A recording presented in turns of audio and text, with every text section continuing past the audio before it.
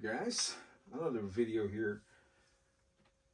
Today I'm just relaxing and listening to my Pink Floyd records, and I want to talk about, you know, how do we set our stereo system right? Okay. To start this topic, guys, the first thing we have to do is to buy the good stereos, even though they are vintage. We have to buy the good brands and the good stereos. To start, you have to get a nice turntable and equalizer, receiver or amplifier, and a nice big speakers. Okay, over here, guys, I have this Pioneer, baby Pioneer right here, so you can see, and this is a nice stereo receiver for a small area or small room, and you can have a good quality sounds. My turntable here is a Sansui, and I have a nice bookshelf speakers, which is they are Sony, and if you want, you can use a bigger size speakers. So to set up the right stereos in your house is to have the good quality stereos, the good brands, the good turntable, receivers, equalizer if you want to put one. You don't have to if you don't want to. You can just go straight from the turntable to your receiver, and a nice decent size of speakers. So these are the things that we need or you need to set up with your stereo system. If you're a beginner, you can just, get decent stereos for a good price, and you can set up with a good system in your house. I do have different types of stereos. I do have different types of turntables. I do have different types of speakers. I do have different types of receivers, turntables, equalizers, and I know which one is a good one and which one. Most of my stuff, guys, they are good because I don't really buy junk, cheap stereo receivers. Like here, guys, I have Sansui here. This Sansui Pioneer, and my speakers are Sony, and that is a good brand. Okay, so it depends, how much you want to spend, how much your budget. You can set up for a very expensive stereo system if you want, if you really want to go high or very top, like audiophile, you have to spend thousands of money, and that is a lot of cash. But to me, I don't like to spend a lot of money. I don't like to spend more than $1,000 for a setup. And even this year, I spent probably not even $200 for everything. Yeah. So, my computation here, guys, that and that and that, not even $100. So, to be honest, this is $10. This is $5. That is 20, and the speakers are $5. So 15, 20, 50, and 55. So altogether, my setup here, guys, I spent $55, and that is a bargain. So it's up to you, if you wanted to spend a lot of money with your system. But if I let you listen to the sound of the Sansui, and you will be amazed because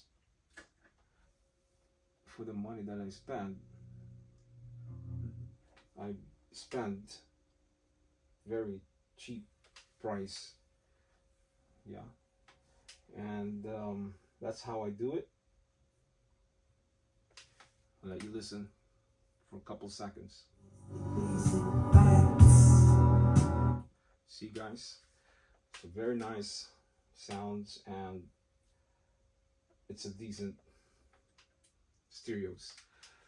So you have to have a nice turntable, and you have to have a nice equalizer. You have to have a nice receiver and speakers. So a lot of people will already know that.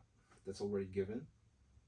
But I'm just making this video because I know there's a lot of people there, like there are beginners and they wanted to collect some vintage stereos, and they wonder like, how much do I spend, how much do I need, so if you are really good at looking for these stereos out there, then you can get it for a very low price.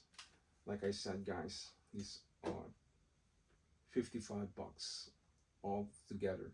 Okay, where can you get a Sansui turntable for $5? I tell you, when I bought this is broken. The cartridge is still in a good condition, but the turntable, it's broken. Okay, there's a lot of little wires inside of this turntable that I fixed, and the power cord, it's eaten by mice. Okay, so it's hanging, and if you plug it in, you'll see it will spark. So I fixed this turntable. That is why it's $5. But this turntable here, guys, if you get it on eBay, it's about 300 something dollars. Okay, depends on the condition. But Sansui made in Japan, it's always expensive in eBay. The Pioneer, okay, this one I was asking for 15, but she don't want to give it for 15 bucks because this is about 100 something in eBay. So some of the sellers, guys, they do check in eBay how much it is, and they look online how much it is. That's what they get their info. So now when they see it, when they see the price, then they copy the price from eBay and then they sell it like that. And this one here is 10 bucks. Okay, I tell you why, guys, I bought this Sansui R70 for a very low price. It's because when I picked this up in the flea market, there's a lot of people there diving in, getting their own stereos, and I saw this, and I did not show him the front of this stereo receiver because he will see the brand Sansui and he knows, and he will charge me maybe $50 or $60. Okay, so I show him the back of it, and he was busy, and then he just throw a price because he probably thinks it's broken. So I gambled, and he gave it to me for 10. And then after I pay him, and then I walk away real fast and took off, put in my car, and that's it.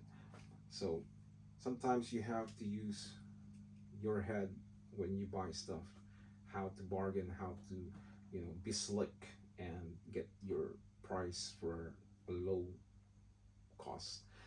So $55 for this setup right here, which is not bad at all, and it's a good brand.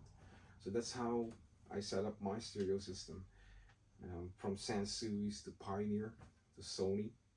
And I do have what do you call this receiver here? This is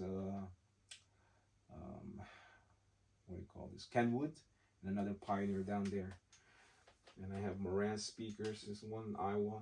So I'm not a big spender, guys. I don't want to be one of those audiophile like they spend thousands and thousands of money.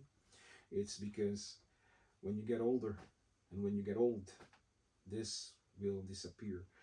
You would not be interested with this anymore when you're in the 70s or 80s. Maybe a little bit left, but you're gonna start discontinuing all your stuff. Either you sell it or you give it away. So that's how the cycle, the stereo, I call it stereo cycle, because when the people are gone in this world, or retired, or they cannot do anything anymore, or they cannot hear anymore because they're old, then they get rid of their stuff. Okay, so it's a cycle. It's some newcomers or young folks, and then they buy stuff like this, like me, and then I buy it or sell it, resell it, and then in the future, I don't have to feel bad because I spend a lot of money for my stereo receivers, turntables, speakers, equalizers.